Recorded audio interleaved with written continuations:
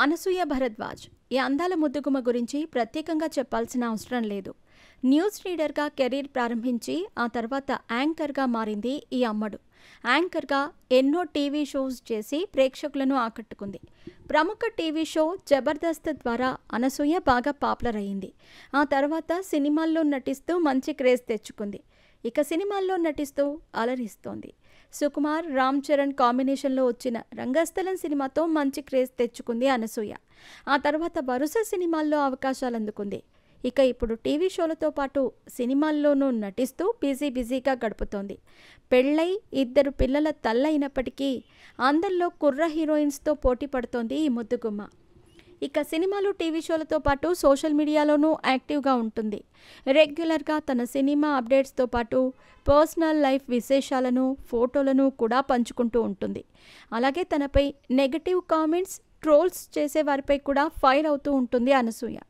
ఇదిలా ఉంటే తాజాగా అనసూయ హోళీ ఈవెంట్కి హాజరైంది. ఆ ఈవెంట్లో ఓ వ్యక్తి ఆమెను ఆంటీ అని పిలిచాడు. దాంతో స్టేజ్ పై నుంచే అతనికి స్ట్రాంగ్ వార్నింగ్ ఇచ్చింది. దమ్ముంటే రా అంటూ సవాల్ విసిరింది. తాజాగా మరోసారి దీనిపై రియాక్ట్ అయ్యింది అనసూయ.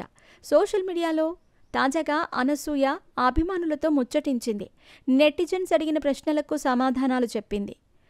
ఓ అభిమాని హోళీ ఈవెంట్లో ఏం జరిగింది అని ప్రశ్నించాడు. దానికి ఏం జరిగిందో చెప్పుకొచ్చింది. హాయ్, ఫస్ట్ నాకు కోపం రాలేదు, కానీ అది నాకు చాలా ఇబ్బందికరంగా అనిపించింది అని చెప్పుకొచ్చింది. ఎవడో ముక్కు మొహం తెలియకుండా రాయటం, తన వరకు వెళ్ళదులే అని టైప్ చేయటం, ఏదైనా మాట్లాడటం ఒక ఎత్తైతే, కానీ నా ఎదురుగా ఉండి నా ముఖం మీద నన్ను ఏజ్ షేమ్ చేయాలనుకున్నా, నన్ను ఇన్సల్ట్ చేయాలనుకున్నా వారికి అట్లా చెప్పాల్సి వచ్చింది. నేనే కాదు, ఏ అమ్మాయి అయినా, ఏ వ్యక్తి అయినా సరే అలా చేయటం తప్పు చెప్పాలని అనుకున్నా, అంతే.